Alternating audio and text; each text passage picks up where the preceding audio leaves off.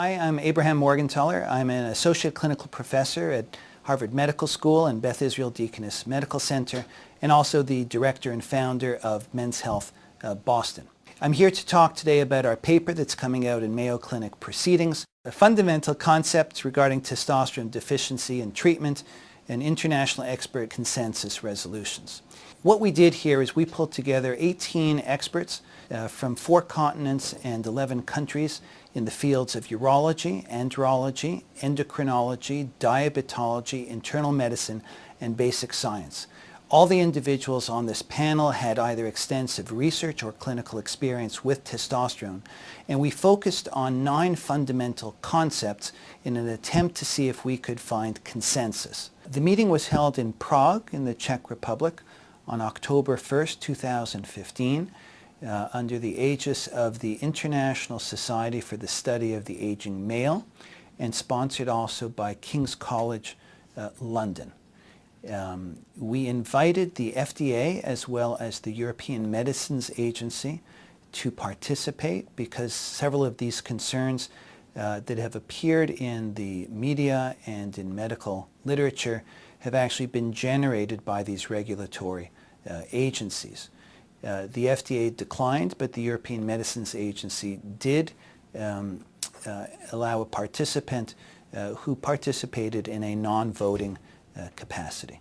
The meeting was organized around 9 resolutions, and how we organized this was that there was a presenter who presented the science to everyone at the meeting.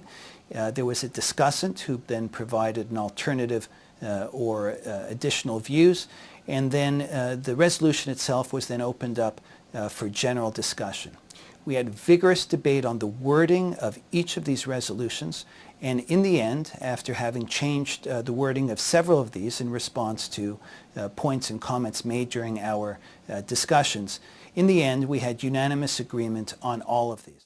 The 9 resolutions that we discussed ranged from the fact that testosterone deficiency is an important medical condition that affects male sexuality, reproduction, general health, and well-being.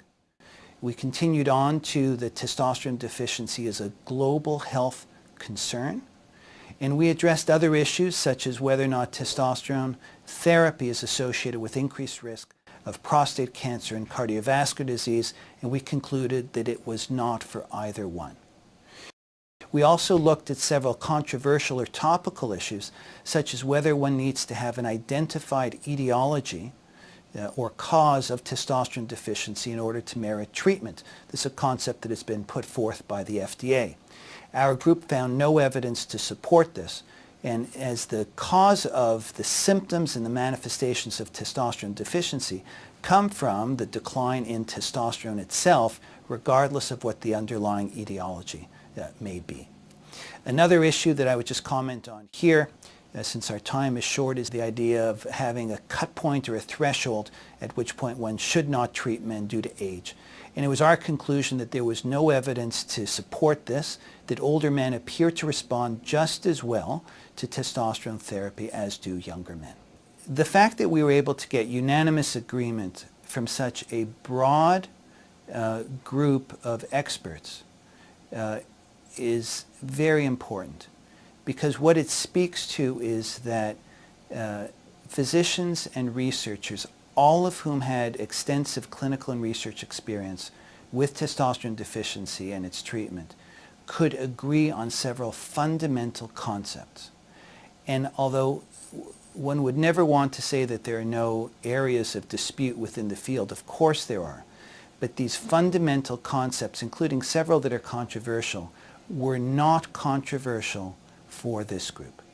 In addition, in this article, our group addresses several of the commonly raised concerns about testosterone therapy. These include comments such as testosterone therapy is investigational or experimental, that the symptoms do not merit treatment, that the testosterone deficiency occurs as a normal part of aging and therefore doesn't merit treatment, and even that the condition of testosterone deficiency, or low T, doesn't exist. Our international panel found no evidence to support any of these concepts. Low testosterone is a well-established condition that has been documented in medical textbooks going on for generations.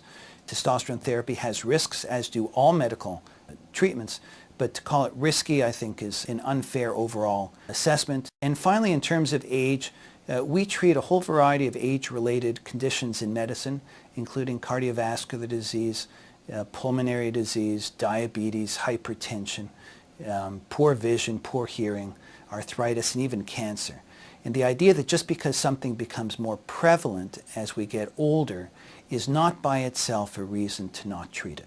We found that the testosterone therapy is an important treatment for men who have the condition of testosterone deficiency. Speaking on behalf of this very distinguished international scientific expert consensus panel, our goal here was to actually address the fundamental concepts of this field to lay down a foundation on which further research and discussions can take place. We believe that by presenting the scientific evidence to the public and to the medical community, that we can move forward in a way that will help our patients and also help the research.